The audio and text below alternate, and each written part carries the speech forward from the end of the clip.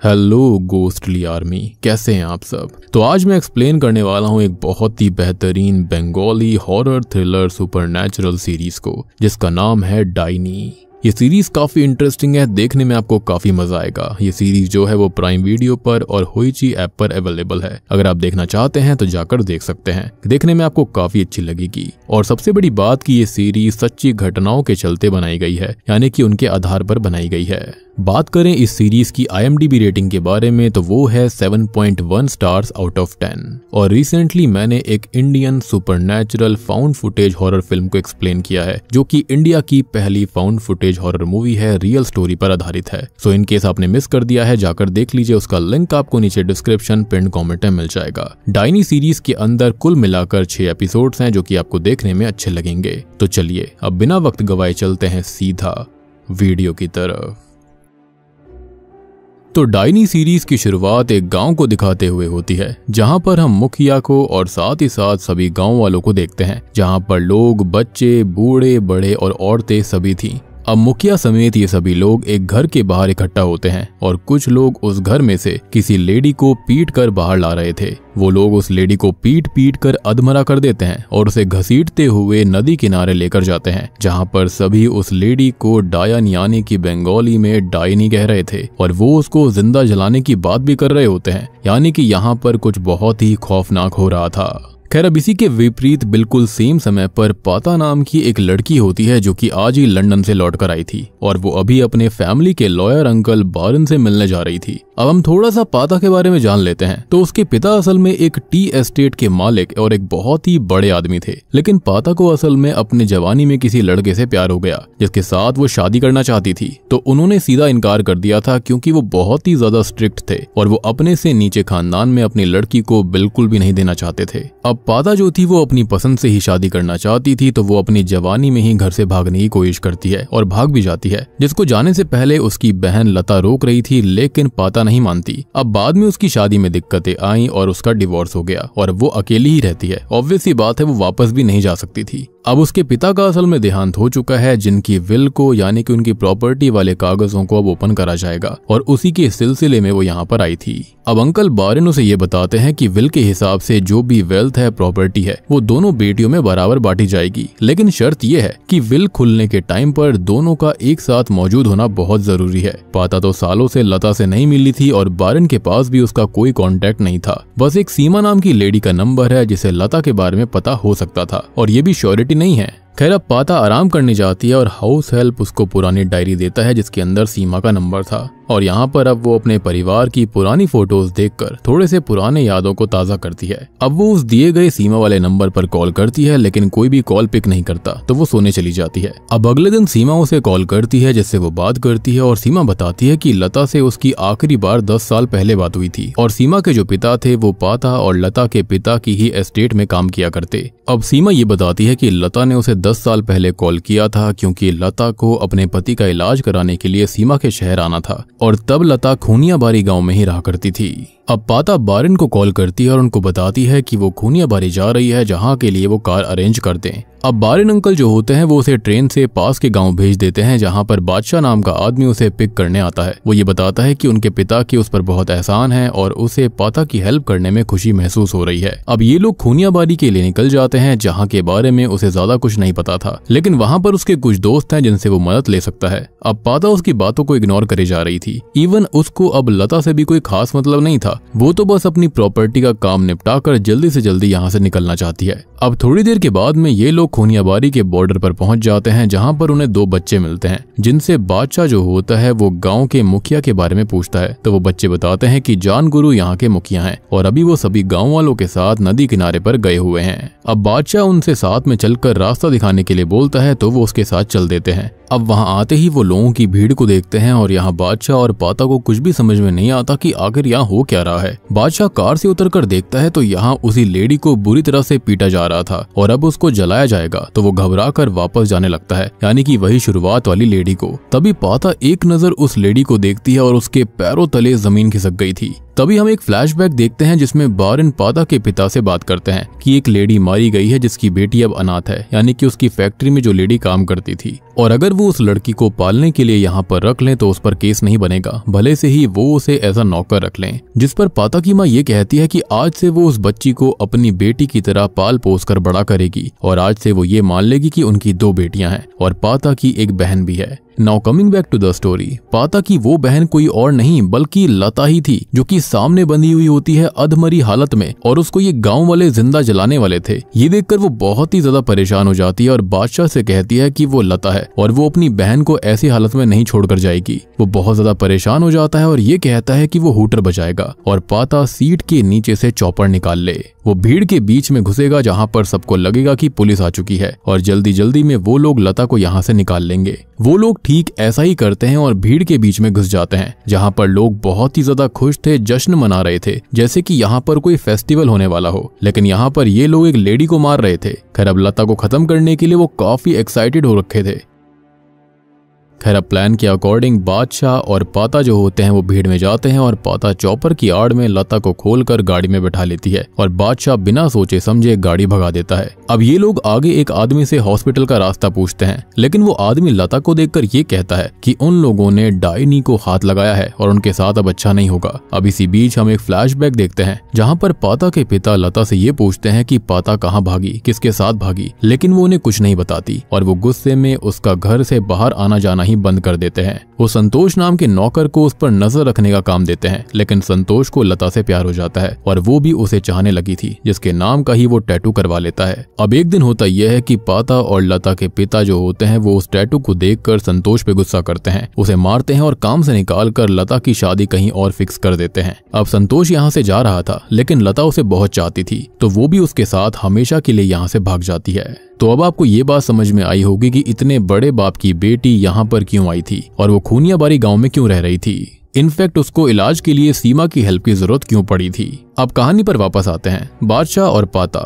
लता को गांव के सरकारी अस्पताल में ले जाते हैं, जहां पर सभी लोग लता को देखकर डायन डायन कह रहे थे और हेड नर्स भी यही कहते हुए उसे छूने तक से मना कर देती है। मतलब सोचकर देखो गांव के अंदर कितना अंधविश्वास था। अब पाता डॉक्टर से बात करती है जो कि ये कहते हैं कि लता ज्यादा इंजर्ड है तो उसे बड़े शहर के हॉस्पिटल में रेफर करना होगा, तो वो एम्बुलेंस का इंतजार करें, तब तक वो प्राइमरी एड दे देता है। नर्स उन्हें रोकती है, लेकिन वो पढ़े लिखे थे तो नर्स की बात नहीं सुनते। लेकिन अब पाता गुस्से में नर्स से ये कहती है कि वो चुप रहे, बाकी यहाँ पर अगर कुछ गलत हुआ तो उसकी जिम्मेदारी वो खुद पढ़ लेगी। अब यहाँ नेटवर्क सिर्फ बाहर एक पेड़ के नीचे आते हैं तो बादशाह कॉल करने जाता है, जिसे गुस्से से भरी भीड़ यहाँ पर आती हुई दिखाई देती है, जिससे वो वापस आकर सबको बताता है और ये सभी लोग जो होते हैं वो हॉस्पिटल को अंदर से लॉक कर लेते हैं ताकि कोई भी बाहर का व्यक्ति अंदर ना आ पाए, क्योंकि ये सारी की सारी भीड़ लता को खत्म करने के चक्कर में थी। हम पाता को भी लैंडलाइन से बारन को कॉल करता हुआ देखते हैं, लेकिन नेटवर्क का इशू होने की वजह से वो कुछ भी सुन नहीं पाता और ये सब देखकर जो यहाँ का मुखिया जान गुरु होता है वो लैंडलाइन की तार ही कटवा देता है। खैर इसी बीच हम एक और फ्लैशबैक देखते हैं। जब लता पहली बार घर आई थी तो पाता की माँ ने उसे दिल से एक्सेप्ट करके उसका वेलकम किया था और उसका नाम लाली था, लेकिन उन्होंने उसे लता का नाम दिया था, यानी कि जब उसकी खुद की बायोलॉजिकल मदर काम करते हुए खत्म हुई।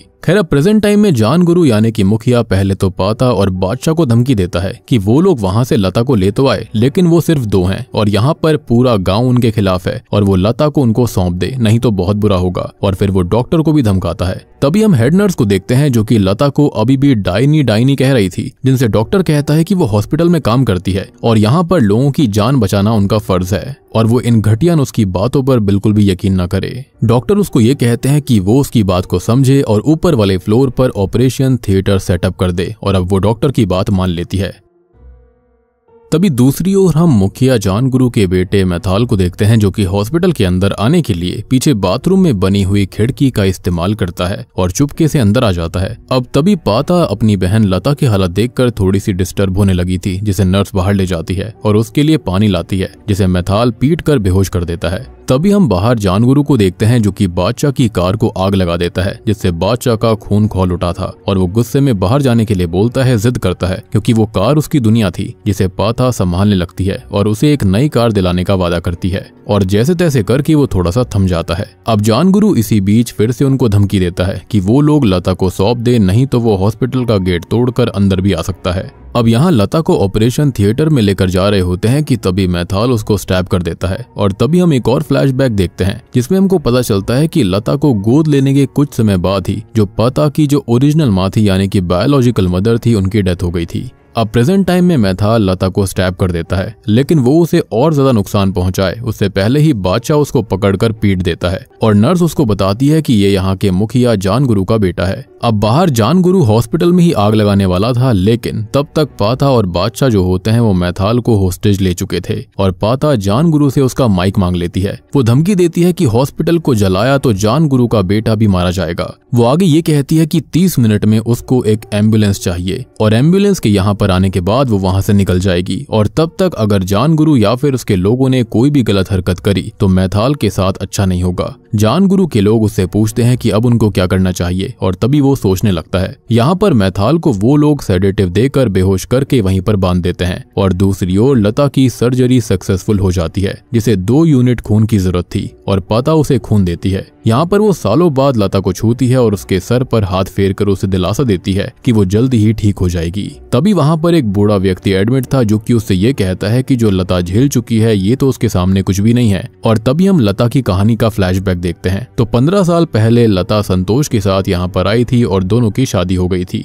अब 15 साल पहले गांव में किसी के घर पर लाइट नहीं थी, तो ऐसे में वो यहाँ पर ट्यूब लाइट लेकर आए थे जो कि एक आश्चर्यचकित कर देने वाली चीज थी गाँव वालों के लिए। और लता दिखने में भी बहुत सुंदर थी, तो सब कहते थे कि संतोष विदेशी दुल्हन लेकर आया है। उनकी शादी देखने पूरा गाँव आया था और यहीं जानगुरु की बुरी नजर लता पर पड़ गई। अब शादी के ही अगले दिन लता अपने पिता को एक लेटर लिखकर पोस्ट करने चाहती है, जिसके जाते टाइम जानगुरु और उसके लोग उसको गंदे गंदे कमेंट करते हैं और उसको हरास करते हैं। अब लता ये बात घर आकर अपनी सास को बताती है तो वो उल्टा उसे ही बुरा भला कहकर ये बोलती है कि जानगुरु यहाँ के भगवान हैं और वो उनका सम्मान करे और अब से घर में ही मुंह ढक कर रहे, जिससे उसे बहुत दुख होता है। ये जानकर तो पाता को बहुत ज्यादा दुख होता है और वो अपनी माँ को याद कर रोने लगती है। उनसे माफी मांगती है क्योंकि उसकी माँ ही थी जो कि लता को चाहती थी। बाकी पाता ने कभी भी लता को अपनी बहन तक नहीं माना था। इनफैक्ट अभी से पहले भी वो यहाँ पर खाली इसलिए ही आई थी ताकि वो लता से मिलकर प्रॉपर्टी को आधा आधा कर ले। उसको वाकई में उससे कोई मतलब नहीं था, लेकिन अब वाकई में पाता को काफी ज्यादा गिल्ट हो रहा था। अब इसी बीच हॉस्पिटल के पीछे वाले डोर पर एक प्रेग्नेंट लेडी आती है जिसे लेबर पेन हो रहा था, लेकिन नर्स उसे अंदर लेने से मना कर देती है। अब पाता नर्स को समझाती है कि ये गलत है और नर्स उस लेडी को अंदर ले आती है। अब पाता डॉक्टर के पास जाती है, लेकिन तभी शॉकिंगली वो प्रेग्नेंट लेडी उसी नर्स को मेटल के पंजे से स्टैब करके खत्म कर देती है, क्योंकि इस लेडी का यहाँ पर आना ये जानगुरु का प्लान था और ये उसकी ही बहन है और इसका नाम है मोनी, जिसने की इंटर रिलीजन शादी करी थी। तो जानगुरु ने उसको डिसोन कर दिया, लेकिन आज जानगुरु ने उसको बुलाया और वो प्रेग्नेंट होने के बावजूद भी आई है क्योंकि वो अपने भतीजे मैथाल को जान से ज्यादा चाहती थी और बेसिकली ये उसके लिए एक रिडेम्पशन हो सकता था फैमिली में वापस आने का।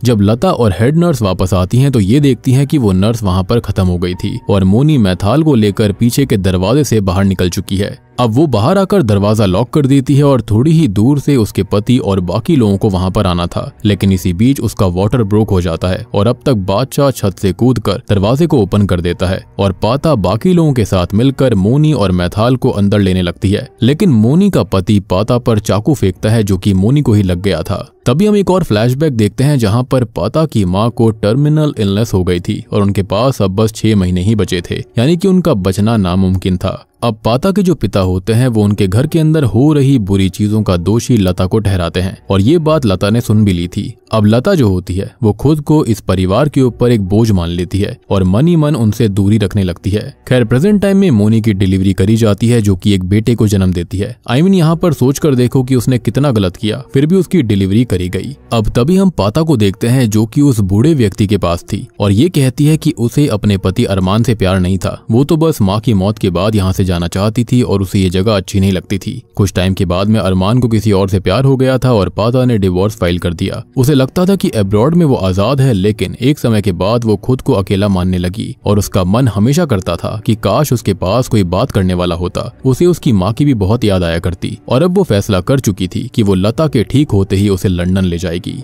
खैर अब तभी पाता को मोनी के बच्चे की खबर मिलती है और वो बूढ़ा व्यक्ति उससे ये कहता है कि यहाँ पर बच्चे इंसानों की तरह पैदा नहीं होते बल्कि जानवरों की तरह जाने जाते हैं और जिनके बच्चे नहीं होते वो सीधा जाते हैं जान गुरु के पास में, जो कि असल में एक तांत्रिक है, खुद को बहुत बड़ा विद्वान मानता है। जिसके साथ ही हम एक फ्लैशबैक देखते हैं जहां पर संतोष लता से ये कहता है कि उनका बच्चा नहीं हो रहा तो उनको जान गुरु से मदद लेनी चाहिए, लेकिन लता इस चीज के लिए साफ इनकार कर देती है और इस बात पर संतोष भी यही कहता है कि वो भी उस पर भरोसा नहीं करता और उसे पसंद भी नहीं करता, लेकिन उनके पास कोई और चारा भी नहीं है। अगले दिन वो जान गुरु के पास जाते हैं और बंद कमरे में जान गुरु तंत्र शुरू करता है, जो कि लता के साथ गलत काम करने आगे बढ़ रहा था, तो वो मना करके बाहर निकल जाती है और अब वो ये कहता है कि वो बांझ है और उसे कभी भी बच्चा नहीं होगा, और हुआ तो वो उसे ही खाएगा क्योंकि वो एक डायनी है, यानी कि डायन है। जान गुरु ये बताता है कि वो डायन है जिसके चलते सभी लोग मारे जाएंगे, और ऐसा होने भी लगता है। पहले संतोष के पिता, फिर उसकी माँ और फिर उसका भाई एक रहस्यमयी तरीके से मारा जाता है, एक रहस्यमयी बीमारी के चलते। जान गुरु कहता है कि ये सब डायन लता की वजह से हो रहा है और संतोष उसे छोड़ दे, लेकिन संतोष अपनी पत्नी से बहुत प्यार करता था, तो वो ये कहता है कि वो उसे घर के अंदर बंद कर रखेगा और फिर गाँव में वो किसी को भी नहीं दिखेगी तो कुछ भी नहीं होगा। वो ऐसा ही करता है, लेकिन एक दिन वो भी बीमार पड़ जाता है।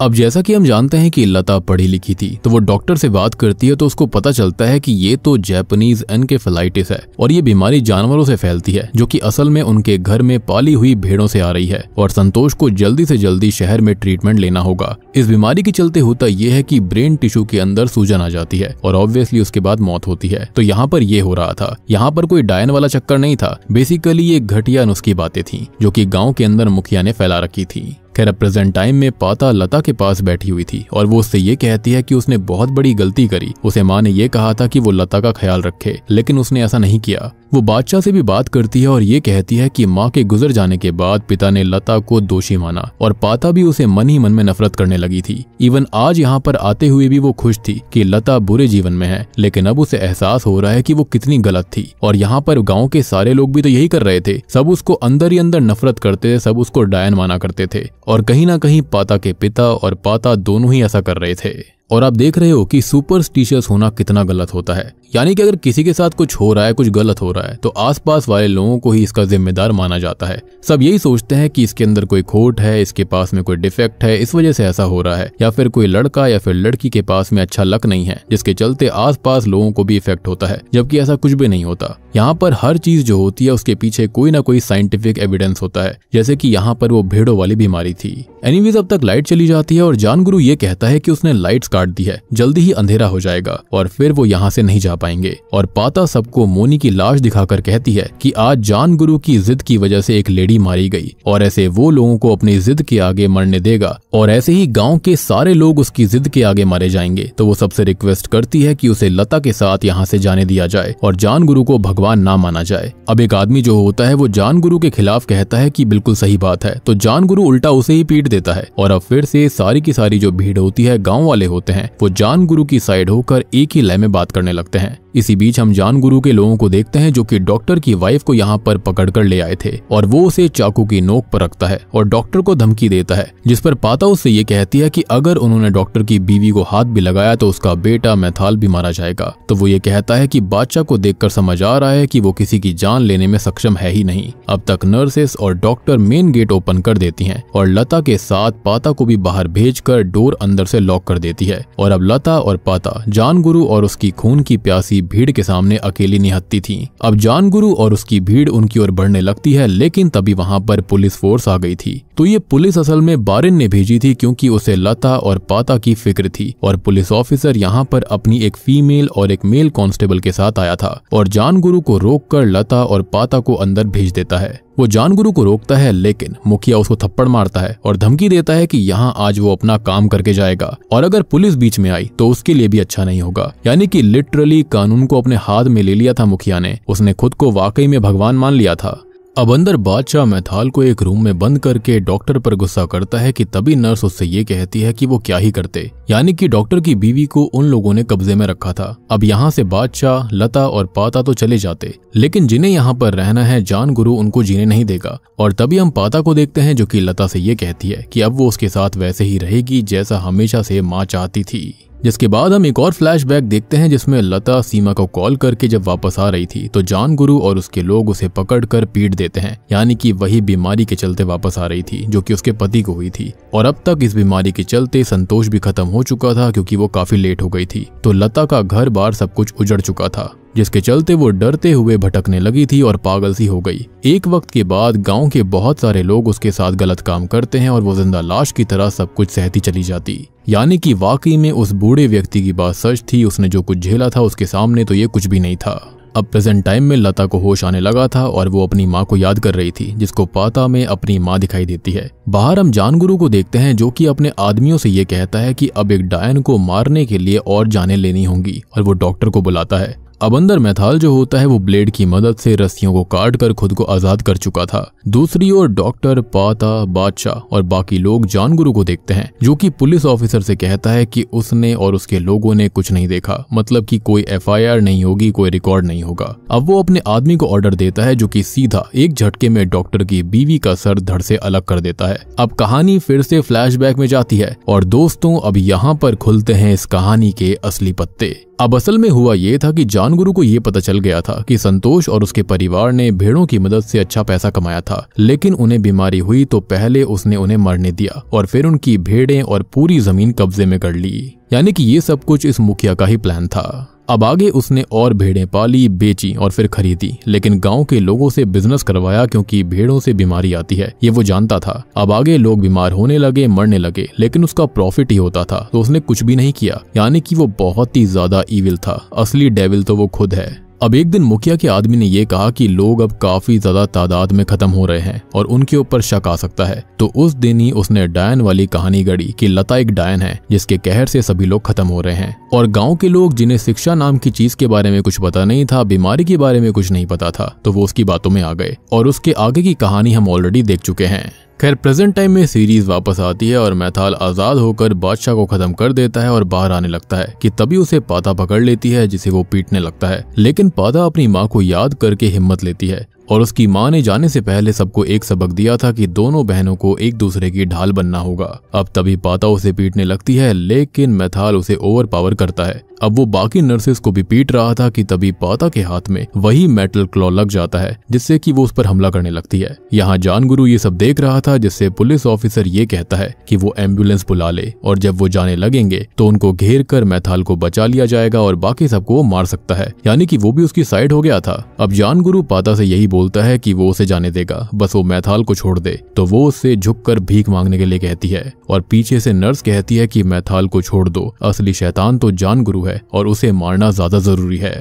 अब थोड़ी देर के बाद में वहां पर फाइनली एम्बुलेंस आती है जिससे कि लता को लेकर पाता वहां से निकलने लगी थी। लेकिन वहां के लोग जो होते हैं वो मैथाल को छुड़वाने के लिए एम्बुलेंस के ऊपर ही पेट्रोल डाल देते हैं और अब वो उसे जलाने ही वाले थे कि तब तक फाइनली पुलिस फोर्स आ जाती है। यानी कि पुलिस ऑफिसर ने धोखा दिया था और पहले ही उसने पुलिस फोर्स को यहाँ पर बुला लिया था और यही तो उसका प्लान था, थोड़ा सा वक्त लेने का। अब वो जानगुरु को वापस से थप्पड़ मारता है, सूज समेत वापस देता है और अब जानगुरु अरेस्ट हो गया था। अब तभी पुलिस ऑफिसर जानगुरु को अपने मारे गए थप्पड़ का हिसाब देता है और वो उल्टा जानगुरु को बहुत तगड़ा थप्पड़ मारता है और अब जानगुरु को अरेस्ट कर लिया गया था। लेकिन पाता उसे ऐसे नहीं जाने दे सकती थी क्योंकि वो शैतान है और उसको पता था कि वो बच जाएगा। और उसके बाद होगा ये कि फिर और कोई लेडी लता बन जाएगी और फिर से लेडीज के ऊपर अत्याचार होंगे, झूठ बोलकर उन्हें डायन बनाया जाएगा। अब तभी वो उसे शूट करने वाली होती है, लेकिन कानून वो अपने सर पर नहीं ले सकती थी। अब पाता जो होती है वो मुखिया को शूट करने ही वाली थी, लेकिन डॉक्टर जो होता है वो उसे कानून अपने हाथ में लेने नहीं देता और इससे पहले ही डॉक्टर उसे स्टैब करके खत्म कर देता है और अपनी बीवी की जान का बदला लेता है।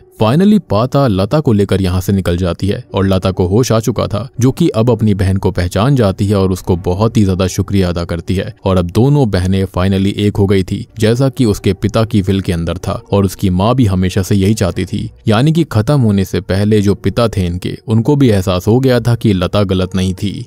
और बूम, इसी के साथ में डायनी सीरीज यहीं पर खत्म हो जाती है। तो दोस्तों ये थी डायनी सीरीज की कहानी, जो कि सच्ची घटनाओं पर आधारित है, जहां पर 2024 में 2 ट्राइबल लेडीज को विच कहकर खत्म करा गया था। तो कभी ऐसा सेम सीन 2023 में एक 60 साल की लेडी के साथ हुआ था जिनको पत्थर से पीट कर खत्म करा गया। कभी एक साथ 5 लेडीज को जलाया गया और ऐसा पता नहीं कितनी कहानियों के अंदर हुआ है जो कि कभी सामने भी नहीं आ पाया। बहुत सारे जो बैकवर्ड गांव होते हैं वहां पर आज भी ऐसा हो जाता है। बेसिकली जो लोग होते हैं ना, उनकी नीयत गंदी होती है और खुद को बचाने के लिए वो दूसरों के अंदर दोष निकालते हैं और उल्टी सीधी बात बोल देते हैं, जैसा कि यहाँ पर मुखिया कर रहा था। बाकी यहाँ पर समझाने जैसा कुछ भी नहीं है, सारी चीजें आपको ऑलरेडी समझ आ चुकी है। बेसिकली मुखिया जो था उसकी गंदी नजर स्टार्टिंग से लता के ऊपर थी, जिसके चलते उसने उन सभी को मरने दिया। उसने ये डायन वाली बात भी फैला दी थी। वो पहले से जानता था कि भेड़ों के अंदर ये बीमारी होती है और इसी के चलते यहाँ पर लता के घर वाले मारे गए थे,